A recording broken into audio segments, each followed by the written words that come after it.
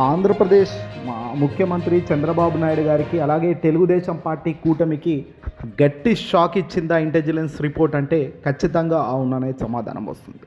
ఎందుకు, ఏం జరిగింది? ఆంధ్రప్రదేశ్లో అధికారంలోకి వచ్చింది కూటమి సర్కార్. చంద్రబాబు, పవన్ కళ్యాణ్, బీజేపీ సహాయంతో అధికారంలోకి రాగలిగింది. జగన్మోహన్ రెడ్డి గారిని ఓడించారు. అధికారంలోకి రాగలగడంలో ముగ్గురి చేతులు కలుపుకొని రావడంలో సక్సెస్ అయ్యారు. కానీ వచ్చిన అంశం ఎందుకు వచ్చాము, ఏం చేస్తున్నాం అనే దాంట్లో మాత్రం ఇక్కడ గడిచిన దాదాపు దగ్గర 2 ఏళ్ల లోపే కుప్పకూలే పరిస్థితి వచ్చేసిందా అంటే అవును అనేది సొంత పార్టీకి సంబంధించి, టీడీపీకి సంబంధించి, అధికార పార్టీకి సంబంధించిన సొంత ఇంటెలిజెన్స్ వర్గాలే నివేదికనే ఇప్పుడు బల్ల గుద్ది చెబుతుందట. అవును, 2 ఏళ్ళు కూడా పూర్తి కాకుండానే చంద్రబాబు కూటమి ప్రభుత్వం పట్ల ప్రజల్లో తీవ్రమైన వ్యతిరేకత వచ్చేసిందంటూ ఇంటెలిజెన్స్ వర్గాలు ప్రభుత్వానికి నివేదించేశాయి. గుంటూరు నగరంలో వైఎస్ఆర్ కాంగ్రెస్ పార్టీకి సంబంధించిన జిల్లా అధ్యక్షుడు, మాజీ మంత్రి పొజిషన్లో ఉన్న అంబటి రాంబాబు గారి పైన, ఆయన ఇంటిపైన జరిగిన దాడి కావచ్చు, ఆయన్ను బూతులు తిడుతూ మహిళలు చేసిన వీరంగం కావచ్చు, ఆయన్ను ఏకంగా ఇంటి వద్దకు వెళ్ళి ఆయన ఆఫీసును అలాగే ఆయన ఇంట్లోకి చొరబడి దాడి చేసిన విధానం అంతా కూడా నేషనల్ మీడియా, జాతీయ స్థాయిలో కూడా చాలామంది ప్రశ్నించారు. ఇది ఏంటిది, ఏ రాజ్యం ఇది అని. ఇది జంగల్ రాజ్యమా, ఇది అన్యాయం రాజ్యమా, ఇది రాజుల కాలమా, ఇప్పటి రోజులు ఇవన్నీ అని కూడా దేశ స్థాయిలో చాలా పెద్ద ఎత్తున విమర్శానికి ఆస్కారం ఇచ్చినట్టు నిలబడ్డారు. వైఎస్ఆర్ కాంగ్రెస్ పార్టీకి సంబంధించిన ఇదే మాజీ మంత్రి అంబటి రాంబాబు గారిపైన, ఆయన ఇంటిపైన జరిగిన దాడి ప్రభుత్వానికి తీవ్ర నష్టం కలిగించిందని, రాష్ట్ర వ్యాప్తంగా ఈ అంశంపై పెద్ద ఎత్తున ప్రజల్లో చర్చ జరుగుతుందనేది ఓ నివేదిక రూపంలో ఇంటెలిజెన్స్ చంద్రబాబు వద్దకు చేర్చిందట. దీంతో చేతులెత్తేసే పనంతా అయిపోయింది. కొన్నిటికి అనుభవం ఉన్నప్పటికీ కొన్ని ఆలోచన విధానంలో వల్ల వచ్చే సమస్యలు ఇవన్నీ కూడా 40-50 ఏళ్ళు సీనియర్ అనుభవం ఉన్న చంద్రబాబు నాయుడు గారికి ఏ డిసిషన్ వల్ల ఏం జరుగుతుందో తెలియదా చెప్పండి? తెలిసినప్పటికీ చంద్రబాబు చేస్తున్న చర్యలు అన్యాయపు చర్యలు కాబట్టే ఈరోజు వాళ్ళకు ప్రభుత్వం, వాళ్ళ రాష్ట్రానికి సంబంధించిన ఇంటెలిజెన్సే ఈ మాదిరిగా రిపోర్ట్ ఇవ్వడం ఆశ్చర్యంగా కాదు, షాకింగ్ పరిణామం.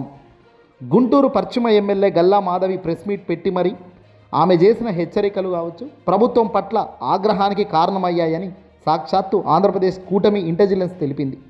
ఈ మేరకు బుధవారం రాత్రి ప్రభుత్వానికి నివేదిక పంపినట్లుగా సమాచారం అందుతుంది. విశ్వసనీయ సమాచారం ప్రకారం ఆ నివేదికలో ఇంకా చాలా విషయాలే చెప్పుకొచ్చారట. అందులో ప్రముఖంగా మెయిన్గా తిరుమల తిరుపతి శ్రీ వెంకటేశ్వర స్వామికి సంబంధించిన లడ్డూ వ్యవహారంలో వ్యవహరించిన తీరు అత్యంత దారుణం. అత్యంత పవిత్రమైన లడ్డూను కూడా రాజకీయాలకు లాగడం చంద్రబాబు చేసిన అత్యంత దుర్మార్గమైన చర్య అనేది ఇక్కడ కళ్ళకు కట్టినట్టు కనబడుతుంది. తిరుమల శ్రీవారి లడ్డూలో జంతువు కొవ్వులు కలిశాయని, ఇది ఎక్కడ కలవకపోయినా కలిసింది అన్నట్టుగా చేసిన ప్రచారం ఖచ్చితంగా బెడిసి కొట్టిందనేది రాష్ట్ర ప్రభుత్వానికి ఇంటెలిజెన్స్ రిపోర్ట్ ఇచ్చింది. శ్రీవారి లడ్డూలో జంతువుల కొవ్వు కలవలేదని ఏకంగా సిబిఐ ఛార్జ్ షీట్ స్పష్టం చేస్తున్నప్పటికీ అదే పనిగా ఇంకా ప్రభుత్వం దుష్ప్రచారం చేస్తుండటాన్ని కూడా చాలామంది తప్పుపడుతున్నారు. ప్రత్యక్షంగా ఈ విషయంపై వైసీపీకి సంబంధించిన నేతలు మాట్లాడుతుండడం సహజమేనని, ఎందుకంటే ఆ రోజు జంతువుల కొవ్వు కలిపారని చెప్పింది ఈ ప్రభుత్వ పెద్దలే కనుక ఈ మాత్రం ప్రభుత్వ పెద్దలను నిలదీయడంలో తప్పే లేదని ప్రజలు కూడా అగ్రీ చేస్తున్నారు, వైసీపీకి అండగా నిలబడుతున్నారు. ఇప్పటికైనా ఈ విషయానికి ఫుల్ స్టాప్ పెట్టకుండా మళ్ళీ కొత్త విచారణ అంటూ కొత్త రాగం తీయడం నిజంగా అత్యంత దారుణానికే దారుణమైన పనులు తప్ప ఇవేవి మంచి చేసే కార్యక్రమాలు కాదు అనేటట్టుగా రాష్ట్ర ప్రభుత్వానికి సొంత ఇంటెలిజెన్స్ రిపోర్ట్ తేల్చి చెప్పిన విషయాన్ని అర్థమవుతుంది. ఇది కేవలం రాజకీయాల్లో పైకి వెళ్ళాలి, కక్ష సాధించాలి అనేది తప్ప మరొకటి కాదు. ఇదే విషయంపై అంబటి రాంబాబు మాట్లాడినందుకే కదా ఆయన్ను శనివారం ఉదయం నుంచి టీడీపీ శ్రేణులు ఆయనపై దాడులు చేసి ఆయనను వెంటాడి వేధించి చివరికి అరెస్టు చేయించే కార్యక్రమం దాకా పోయింది. అందువల్లే కదా ఆయన పౌరుషంగా మాట్లాడాల్సిన పరిస్థితి వచ్చింది. 1000 మంది తనను కొడుతూ, 1000 మంది తన కారద్దాలు బలగొడుతూ, 1000 మంది తనపై దారుణంగా బూతులు తిడుతూ తన చుట్టూ చేరుతుంటే 1-2 పదాలు తాను నోరు జారి ఏకంగా ఆ మాటలు అన్నందుకే కదా ఈరోజు ఆయన జైలుకి వెళ్ళి 14 రోజుల పాటు రిమాండ్లో ఉన్నారు. ఆ పరిస్థితుల్లో ఆయన స్థానంలో ఎవరున్నా అంతే స్థాయిలో ఆగ్రహానికి గురవుతారన్నది చాలామంది కూడా అగ్రీ చేస్తున్న మాటలే.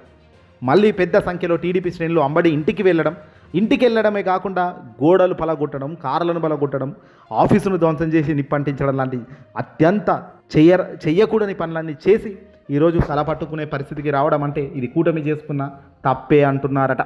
సొంత టీడీపీకి సంబంధించి, సొంత ప్రభుత్వానికి సంబంధించిన అత్యంత గోప్యంగా ఉండే ఇంటెలిజెన్స్ రిపోర్ట్ కూడా.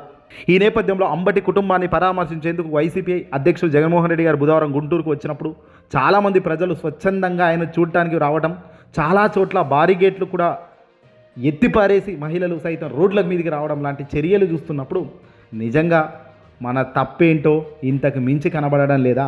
ఇంతమంది జనాలు, అదేదో డబ్బులు ఇస్తే వచ్చే జనాలు కాదది, అదేదో డబ్బులు పంచితే ప్రజలు వచ్చే ప్రజలు గారు. ఆ ప్రజలు కేవలం మంచి చేసేటాడు, ఈ మనిషి వస్తే గట్టిగా మాట్లాడతాడు అన్న నమ్మకం ప్రజల్లో బలంగా ఉంది కాబట్టి ఈరోజు జగన్మోహన్ రెడ్డి గారి వరకు అంత మాస్ క్రేజ్ కనబడుతుంది.